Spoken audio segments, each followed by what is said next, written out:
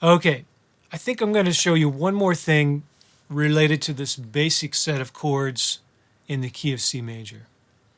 So we've done triads, which are the snowmen, and we just learned about a dominant chord, which is built on the 5th scale degree, the G7. But the truth is you can actually play a 7th chord. You can add a 7th to all of the chords in the key of C major. So I'm going to put them on the whiteboard, then I'll play them on the piano. We can listen to them and talk about what they're called and how they sound.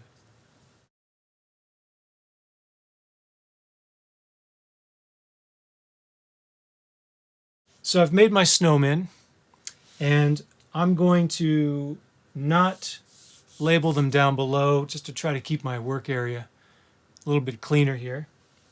But what I am going to do is go ahead and put in the chord symbol notation on the top.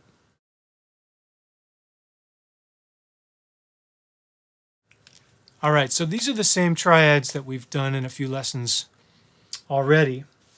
And what we're going to do now is we're going to start adding one more layer on top of these snowmen.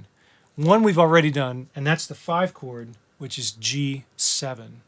So if I go root, 3rd, 5th, 7th, then that gives us a G dominant 7th chord. It's a major triad with an added minor 7th. If we do it to the 1st chord, we've got root, 3rd, 5th, and 7th starting from C. So this chord should sound different to you than the same 4 notes that we played starting on G. And the reason is that the 7th that I'm playing here is not a minor 7th like it was before. Now it's actually a major 7th because B is actually in the key of C. So it's a major 7.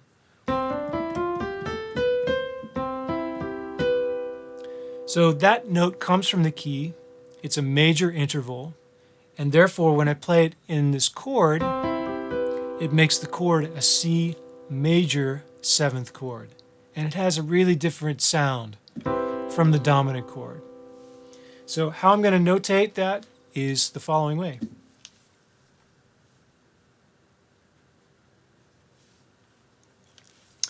I told you before that you're going to run into a lot of different options for how to notate chord symbol notation. A lot of people might put like an MA or an MAJ for major and then number 7. I kind of like the triangle because it's small, doesn't take up a lot of room, and for me there's no confusion, there's no ambiguity. It's a triangle. It's not an M of any shape or size, it's just a triangle. So for me, I think it's the best way. All right, good. We've got G dominant, we've got C major 7. If we go to the next chord in the progression, or at least in the scale, D, and put a 7th on it, we end up with what's called a minor 7th chord. It looks like this. D minor 7.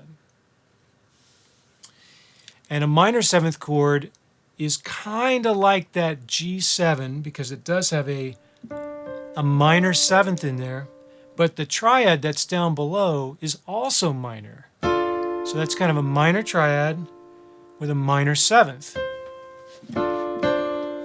So that gives us a D minor 7. The G chord was actually a major chord with a minor 7th. That's different. This is a minor chord with a minor 7th. So it has a different kind of sound from the dominant chord.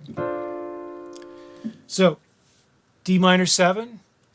Luckily the next one is very similar. If we do it on E, we end up with an E minor 7 chord. If we add a 7th to the F chord, it gives us an F major 7 chord. Kind of sounds like that C chord at the beginning, right? And then we've got G. The next one is A minor. If we add a 7th, it gives us A minor 7th. And then this one here. All right, when we get to the 7, the 7th chord, it's the weird one in the key always. I'm going to call this what jazz musicians would call it. And I'm kind of jumping ahead a couple levels, but here we go. This is actually a B minor 7 with a flat 5.